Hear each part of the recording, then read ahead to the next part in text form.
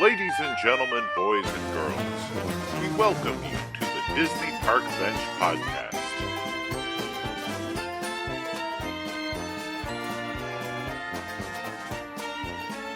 Please give a warm welcome to your hosts, the Disney Utilidorks.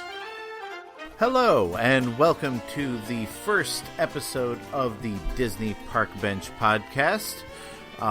We're just going to get right to it. This is probably going to be a short episode because, it is our inaugural episode. That's fun to say. I am your host, Justin, the Disney Utilidork, and I have with me my co-host, Amanda.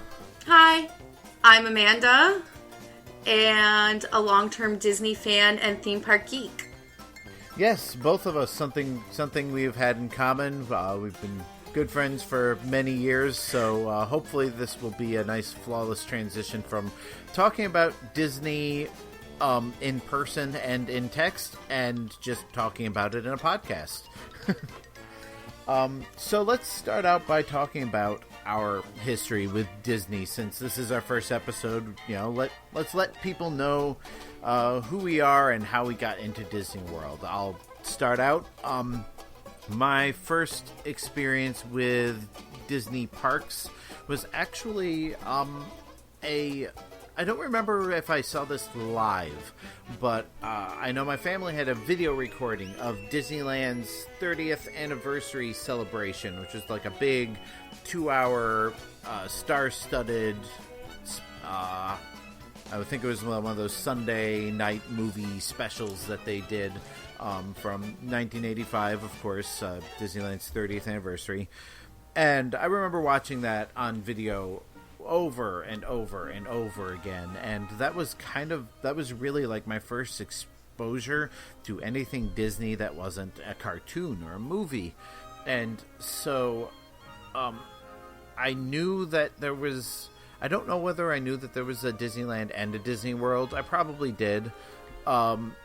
I'd never been to either one of them, but when I was about 7 years old, this would have been 1989 or 90. I think it was 90. So I guess it would have been 8.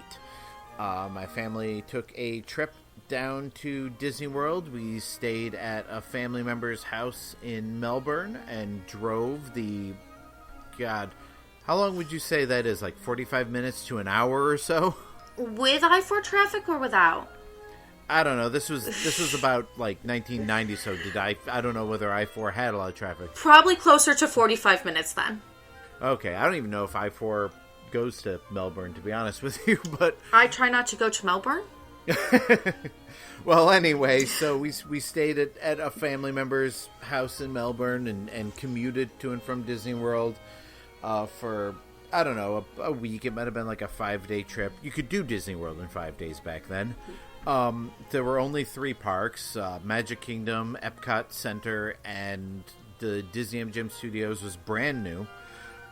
I remember very little about the trip. The most memorable moments for me were, I don't particularly remember this, but I was a child with ADHD. I typically did not stop talking or making noise or just making my presence known. I'm also the youngest of my family, so again, constant attention needing.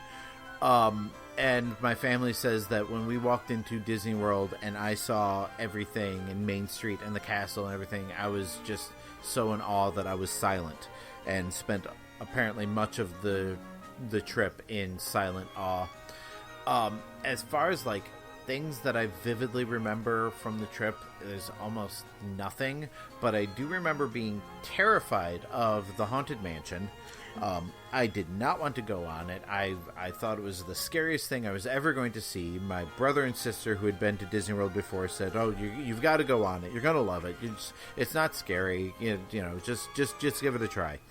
My brother and sister were not particularly sensitive to my fears, but in this particular case, they were right. I remember waiting in line and just terrified. But I remember, and I don't know if they still have this, they play like a sound effect loop in the queue back then. Obviously there wasn't all the interactive stuff that there is now, but every few minutes there would be like a wolf howl, and for some reason I thought that was the greatest thing ever, and for the rest of the trip I would imitate that wolf howl whenever I heard it or whenever I thought of it. I ended up enjoying the Haunted Mansion the first time. The second time we went, I was still terrified, but I ended up loving it and being obsessed with it ever since. We're talking like 30 years later. And I remember getting one of those foil Mickey Mouse balloons, to which I still have the weight somewhere in a box. I've saved it all these years. But that was my first Disney experience. Amanda, your Disney experience is quite a bit different than mine, because you were quite a bit older. I was. I loved Disney from a really young age. One of my first words was Mickey Mouse. An aunt and uncle went on a honeymoon there when I was about 3 and brought me back mouse ears, which I apparently wore for the next month straight, even to bed. Oh my god, I forgot about mouse ears. I think I still have my first pair somewhere. I don't have that pair, but I still have the ones that I bought the day I moved to Florida. Somewhere. But yeah, I remember like really realizing there were parks. I was about 8 or 9, and I had this ridiculous like Barbie's birthday party DVD that was set at Disney World. Oh my god, was that like in Epcot Center? Yes, and it was her birthday, and they were making birthday cards. It was the most ridiculous thing, and I watched that thing on repeat. I know about it. I've never watched it. I know it's floating around YouTube, and I'm pretty sure I've downloaded it because my wife is, grew up a huge Barbie fan, and I want to make her watch it one of these days. And that was like my first introduction, really, to this whole idea that it wasn't just these movies and videos that I'd watched on TV. And then, but I didn't go to Disney World for my first time. I was 20. So this was 2006. We did the 5 days. So we did Magic Kingdom 2 days. We started out at the beach. So we did Animal Kingdom with super bad sunburns. And that was where I, at the time, encountered my favorite Disney cast member when I found you wandering around Discovery Island, I think. I believe it was Dino Land. Was it Dino Land then? I was going to save that story for a little bit later, but yeah. That's a fun one. I can't remember. Did you tell me ahead of time that you were in Disney you World? knew I was there, but you didn't know which days we were... Like, we didn't know ahead of time, really, which days we were planning on going where, so... Me showing up and giving you a giant hug wasn't totally unexpected, but you were a bit surprised.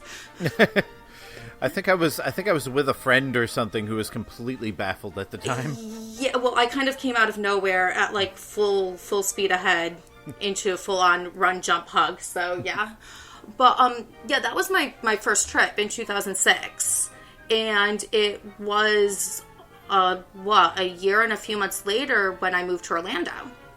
Because I fell in love with it, and it's like, I want to go back, and I want to, like, I still can't imagine, and that was how many years ago, not loving Disney. So when it's like, I can move there, and live there, and work there, and have that in my backyard, was huge. So, like, I don't actually remember a bunch of that first trip, because it's overwhelming. I'm there with my mom and my 2 little sisters, and it's just everything kind of, it's an overwhelming place.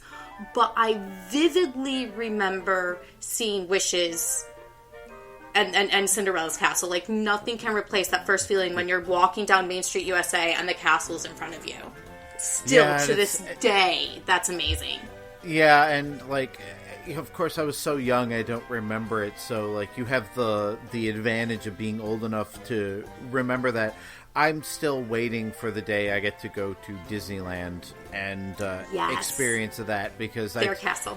Yeah, I told my wife, someday I want to go to to Disneyland, and I said, I'm warning you, when we walk into the park and I see the castle in Main Street, I will probably cry. Because like Disney World is like home to me. Like it is. I'm happy to see it, and I'm always excited to be there, but it's just like walking into my childhood house. You know, it's just comfortable.